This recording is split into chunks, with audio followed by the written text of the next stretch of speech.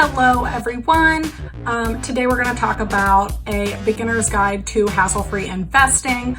But before we do that, I want to be a rich bitch just as much as you want to be a rich bitch. So make sure to hit like and subscribe to my channel so you can get all the tips and tricks that you will need to start your journey or continue your journey on becoming a rich bitch. So yesterday we discussed the beginner's guide to hassle-free investing, and investing is made to seem like this dramatic and anxiety-inducing endeavor with people running around on a trading floor and you having to do all of this research and know all of these things about stocks and the stock market to even get started. But I think this mostly comes from the misconception between trading and investing is actually very easy and simple, and you can really just set it and forget it and grow your wealth. So I'm going to talk about the difference between trading and investing, and then help you set up your portfolio to be super easy and low maintenance going on into the future.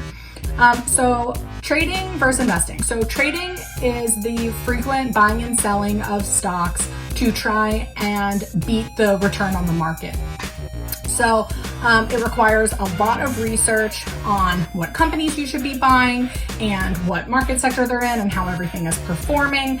And this is because to be successful as a trader, you need to be able to time the market. And that means that you are able to buy the stock at the lowest price and sell at the highest price because you can predict how the price is going to fluctuate. So this takes obviously a lot of time and research, and honestly, most traders who do dedicate time and research to this fail often. So I would never recommend timing the market. I don't use that approach, but that is all the speculation that you typically hear in the news about what a stock price is going to do. This is all for traders. Also, when you buy and sell a stock, there's a transaction fee associated with that, and fees are the enemy to any investor. They eat into the returns that you receive on your investment, and so buying and selling a stock frequently increases the amount you're going to pay in transaction fees, and that's because a transaction fee just takes a portion of your money and pays it to your broker for executing the transaction for you. So another thing with trading is that it can have implications on the taxes that you're charged. So if you hold an investment for under a year, you're going to be charged a short-term capital gains tax rate on that, which is the same rate as your income tax. But if you hold a stock for longer than a year, then you're charged the long-term capital gains tax rate, which is typically lower than income tax rates.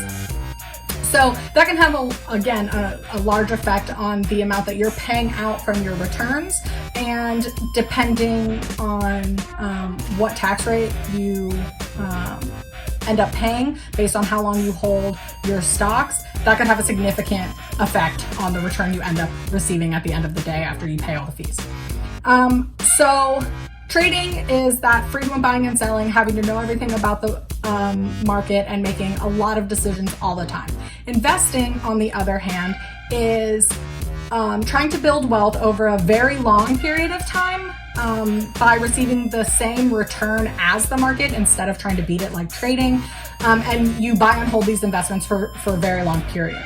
So one of the main benefits is that you have much lower transaction fees because you're not trading these stocks frequently. And since you're buying and holding them, it's basically one buy and one sell, or maybe you do a couple of changes every once in a while, but definitely not to the extent that a trader does. And this works basically because the stock market goes up in general over time.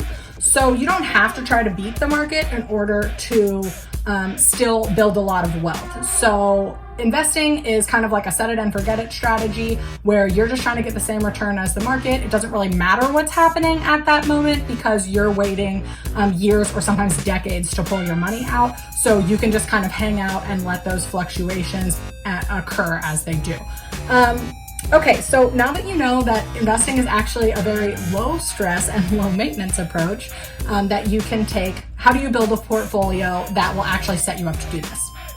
So there are a couple of tools that you can use that are diversified for you. So diversification is important because it reduces your risk, because the diversification basically just means you're invested in a lot of different types of things. So if one performs poorly, the other ones are hopefully performing better and can offset some of those losses. So these will provide diversification for you. And again, they all are a passive investing approach, not like trading, which is an active investing approach. So they all have much lower fees than like if you buy actively traded or actively managed mutual funds and things like that. Those will all have higher fees than these passive type of funds. So the first type we're going to talk about is index funds. And so the S&P 500 index it tracks basically 505, I think, companies across all market sectors, and it's widely considered the greatest indicator of how our overall stock market is doing. And that's because the companies that are in the S&P 500 index they make up 80% of the entire US stock market value. So the market cap of a company is the value of its total stock offering. So 80% of the total value of all of the stocks offered in the US stock market are covered, are included on the S&P 500, if that makes sense. Okay, so not 80% of the companies offered, but 80% of the total value in dollars.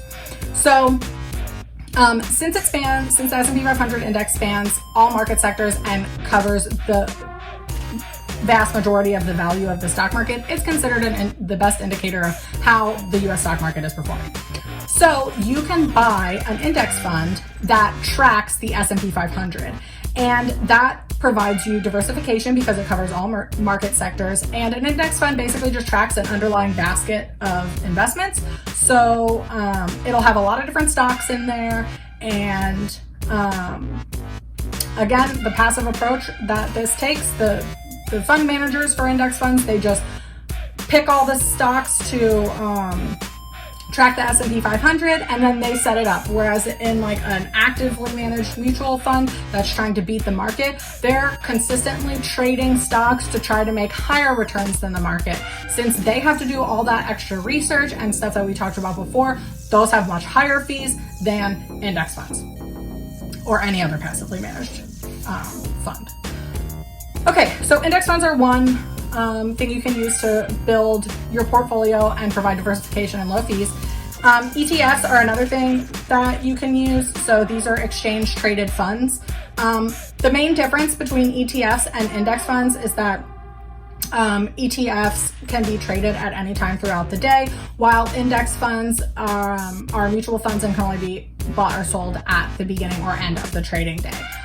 Since you're not going to be frequently trading, that doesn't really matter to you. Other than that, ETFs track an underlying basket of investments as well, just like index funds, and are pretty much the same thing for what you're looking to do. So some things to consider though for ETFs. If you are just starting out investing and you have a small amount of money to invest, index funds can be expensive and you may not be able to buy one, but ETFs actually you can buy in smaller amounts. So those are great for a beginner investor who doesn't quite have enough money to buy index funds yet. If you do have enough money to just be able to compare an ETF versus an index fund, it is important to look at their fee structures. They do have still low fees, but they have different fees. So if you're thinking about which to invest in, make sure you do take a look at that. You want to pick the lowest fee option. So the third and final way that I recommend for everyone, if you can use it, is a target date fund. And these are just like the holy grail of passive investing. And that's because they provide the diversification and low fees, just like index funds and ETFs. But index funds and ETFs are a diversified stock portfolio, whereas in your entire investment portfolio, you should also include other investing instruments like bonds and foreign investments. So target date funds do all of that and include all of that for you. So they're even more diversified. And the best part about them is that they manage your portfolio structure and your risk level throughout the life of your investment. So this is awesome because every year your portfolio structure might change. And what your portfolio structure is basically, like, for millennials, a lot of people do like 10% bonds, 90% stocks, or something close-ish to that. So at the beginning of the year, if that's how your portfolio is structured, depending how stocks and bonds perform throughout the year, those percentages may be off at the end of the year. And so a target date fund will make sure that those stay the same and you maintain that 90-10 ratio. But if you're manually doing these things and not using a target date fund, you need to go in like every year or however often you want, and make sure that you're maintaining your portfolio structure and buy and sell. Like, so if your stocks are at 95% and bonds are at 5%, then you'd want to sell off some stocks and buy some more bonds to get back to that 90-10. So you have to manually do that if you're not using a target date fund. So another thing that all investors should be doing is managing their risk over time. And that's because, so your target date that you pick usually is your retirement date.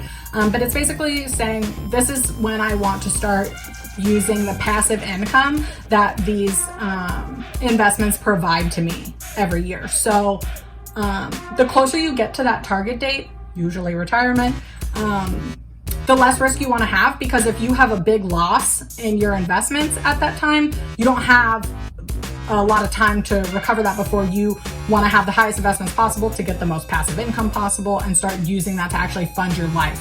So reducing your risk over time before you want to start using the passive income of your investments is super important, and target date funds do that for you again, which is awesome. So if you're manually doing this, you're going to need to go in and change that portfolio structure over time to reduce your risk.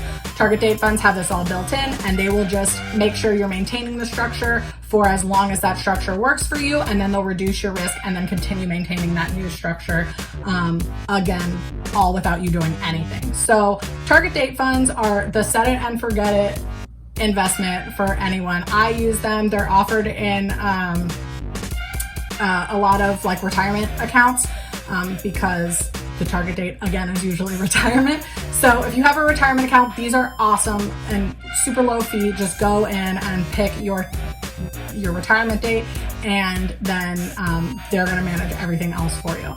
So now you understand that you don't have to be a trader, and you can be an investor and just set yourself up to build wealth.